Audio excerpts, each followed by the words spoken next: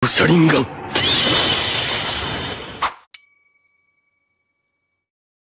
Taglamig na naman, andyan yung mga may jowa dyan na payakap-yakap lang para mainitan sila. Di joke lang. Oo, taglamig na ngayon at sobrang lamig na.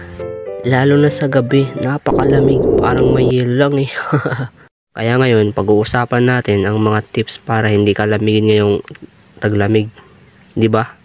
Una, kumuha ka ng jacket, dalawang jacket at isuot mo paggabi na para hindi ka lamigin. Sarap kaya na matulog pag ganun. Pangalawa, gumawa ka ng bonfire sa gabi at dun magpapainit. Bonfire sa gabi, tapos matutulog.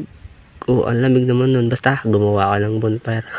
Pangatlo, pag matutulog ka, magkumot ka ng dalawang kumot rin para di ka lamigin.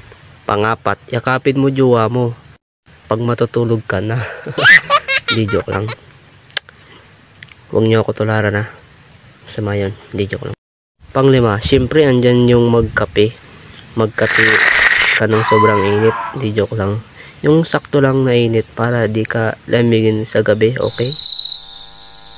So, yun lang ang mga tips ko sa inyo ngayong taglamig. Kaya pag matutulog kayo, magkumot lang kayo ha.